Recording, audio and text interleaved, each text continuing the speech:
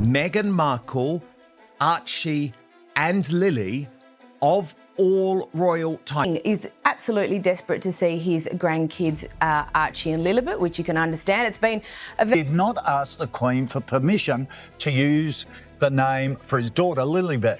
The choice to... For years, Buckingham Palace stayed as silent as stone. Not a whisper, not a single word. But then, almost out of nowhere, everything flipped upside down. Word spread like wildfire. Official documents had finally been signed. Not drafts, not proposals, not we'll review it later. These were final, the kind that close chapters forever. William has finally snapped. Enough is enough.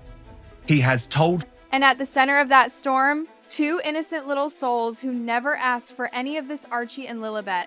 The papers said one thing loud and clear: their right to be called royal, gone.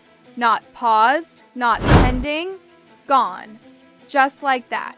And suddenly, those years of silence from the palace started to make perfect sense. They weren't ignoring the noise, they were waiting.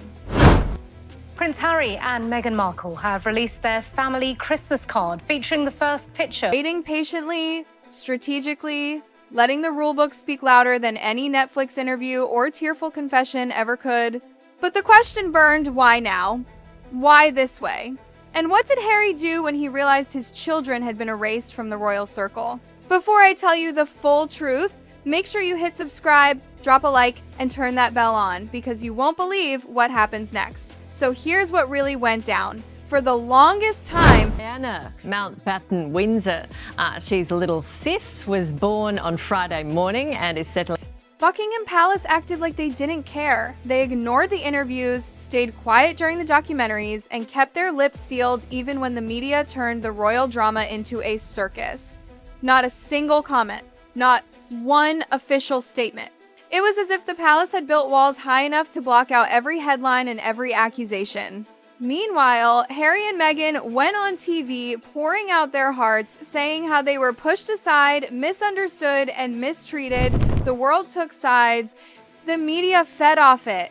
People shouted opinions like it was a sport. It's good news like a birth of a baby. Well, the name is an odd one, really, because Lilibet was really a name that came out. And yet, through all that chaos, silence. No press conferences, no clarifications, nothing. Everyone thought maybe the palace was embarrassed or just trying to keep things from getting worse. But no, behind that calm surface, something was brewing. Insiders began whispering that official paperwork had been completed, not drafts, not negotiations finalized and signed off by the highest hands. And the words written in that paperwork, Archie and Lilibet's royal connection, was officially severed, not delayed, not under reconsideration. Just gone, erased, like chalk in the rain. Two children who were born into royal blood were now being written out of the story. But the palace didn't panic. They didn't rush. They didn't even flinch. Because this wasn't a reaction, it was a plan. Furious because their children, Archie and Lilibet, to be denied royal titles. This is because all those years of silence weren't confusion, they were calculation. They let Harry and Meghan tell their story to the world, let the public argue, let sympathy swing back and forth while they sat in silence, waiting for the perfect moment. Then, when the time came, they pulled out the one thing no one could challenge: the royal rulebook.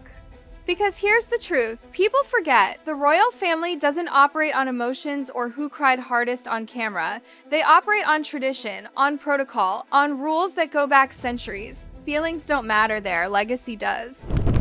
Have you discussed it with your father, Thomas? Yeah, he said the same thing. So while the world debated whether the palace was being cruel or whether Harry and Meghan had a point, the Crown was quietly comparing their situation to those ironclad laws, the ancient criteria that decides who can be called a prince or princess, who gets recognized as part of the royal bloodline, and who doesn't. And when they checked Archie and Lilibet's boxes, one by one, things became painfully clear. Because to the palace, it wasn't about love or fairness, it was about paperwork, ceremony, and lineage. The whispers traced back to 1917 to King George V, the man who rewrote royal identity forever. The world was burning back then, wars raging, kingdoms collapsing, and George V decided one thing: the royal family needed clarity. Too many distant relatives, too many imposters, too much confusion, so he put it all in writing, every single rule about who could call themselves royal. He created something called letters patent. That document became the Royal Bible. It left no room for maybe or but. It was black and white. You either fit the law or you didn't. And those laws haven't changed since. 3 golden rules. 1, you must have a direct, undeniable link to the royal bloodline. 2, your birth must be officially recorded by the royal household itself, not a hospital, not a private doctor, but the palace. And 3, you must be baptized in the Church of England under official royal supervision. No exceptions, no negotiations. And for over a century, every royal child met these rules until Archie. When Archie was born in 2019, it should have been simple. Happy parents, smiling faces, history continuing like it always had. But then came the first crack: his birth certificate. At first, it was normal. Rachel Meghan Markle, the mother's full legal name, just like any document would have. But a few weeks later, quietly, the record was changed. Meghan's name disappeared, replaced by her royal title, Her Royal Highness the Duchess of Sussex. No explanation, no public notice, just changed. And when that got out, chaos followed. Meghan's camp said the palace forced it. The palace claimed it was Meghan's choice. To this day, nobody knows the truth. But one thing was certain: a royal birth certificate had been altered after filing. And that was unheard of. In a system built entirely on flawless records, that single change cast a shadow of doubt. And once doubt enters royal paperwork, it spreads like wildfire. The palace didn't show their cards, but inside, questions started to swirl. Was the documentation valid? Did it follow protocol? Did it meet the royal criteria? For the first time, the palace wasn't sure. And when the crown isn't sure, they investigate. Then came Lilibet, born in 2021, but not in London, not under the palace's eye in California. The entire royal process skipped. No royal doctors, no palace announcement, no official record from the crown, just a cheerful press release from across the ocean. To most, it looked sweet, a modern couple announcing their daughter to the world. But to the palace, it was chaos. No palace involvement means no official royal documentation. No baptism recognized by the Church of England means no valid tie to the crown. Harry and Meghan held a private ceremony in California. Heartfelt, beautiful, emotional. But in the eyes of the royal system, it didn't count.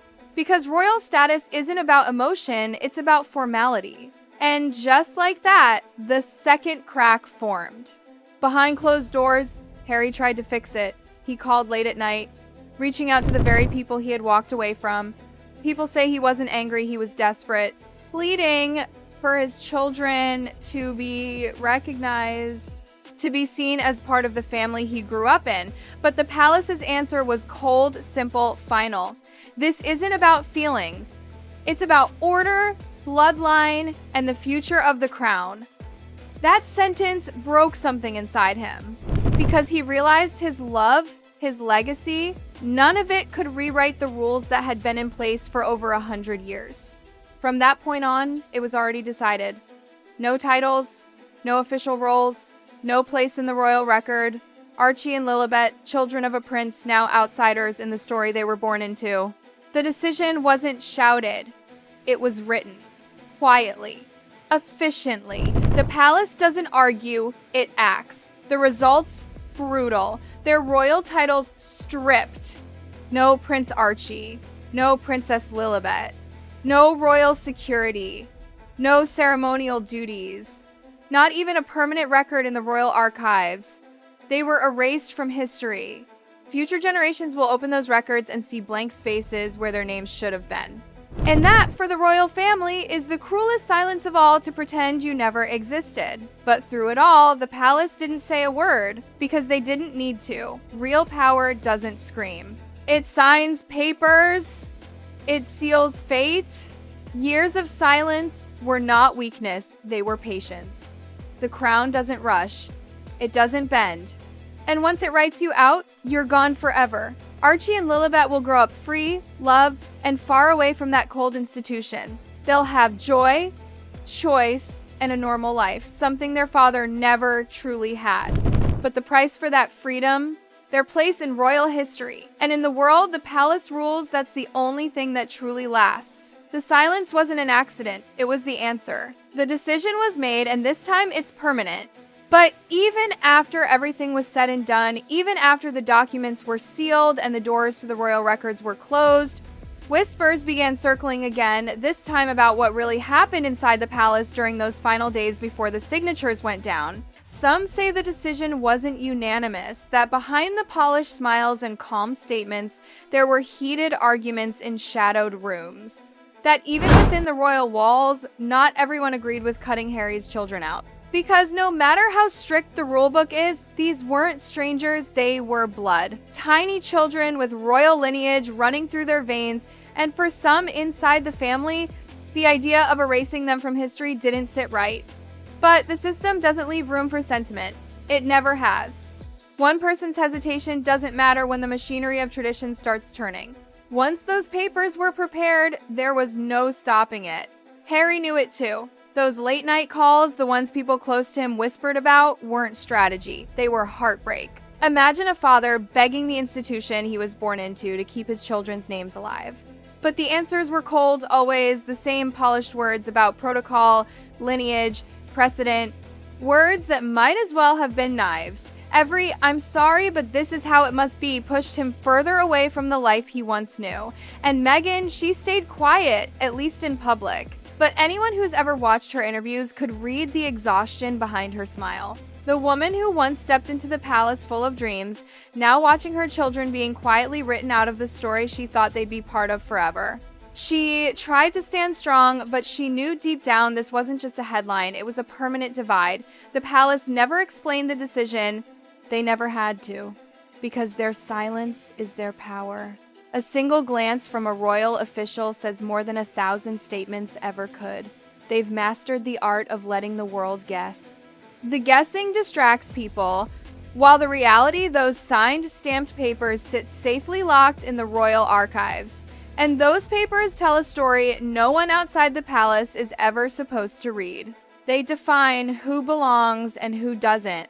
They decide which children will grow up with the weight of crowns and which ones will fade quietly into private lives. And once those pages are written, no apology, no plea, no amount of public sympathy can change them.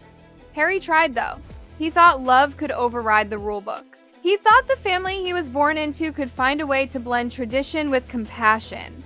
But the truth is, the crown doesn't do compassion, it does continuity. It protects itself above everything. It bends for no one, not even for a son of the late Diana.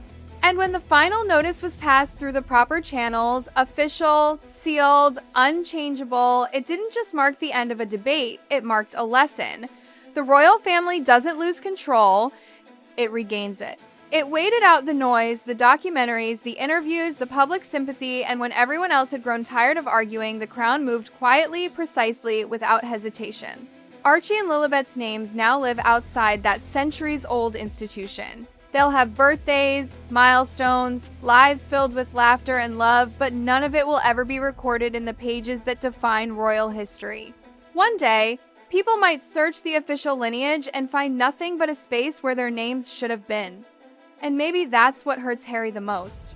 Not the loss of titles or security, but the loss of permanence, the idea that his children will be forgotten by the system that shaped his entire life. For someone raised inside those walls, being erased from the record is worse than exile. It's like being declared invisible. But for Meghan, maybe it's freedom. She never wanted her children bound to those invisible chains of duty and tradition. Maybe this was the universe giving her exactly what she wanted, in the cruelest way possible, freedom that came at the cost of legacy. And so, the palace remains quiet, the documents remain sealed, the rules remain unbroken, the family remains divided, and the world, it keeps watching. waiting for another headline, another glimpse behind the gilded curtain. But the palace won't speak. They don't need to. Their silence says it all. Because in the end, that's what true power looks like. Not loud, not dramatic, not emotional. Just final. And for Archie and Lilibet, that finality means one thing: they'll grow up free, but outside the story, their father spent his whole life trying to belong to. And once the palace writes you out, no matter who you are or how loved you might be, you stay written out forever.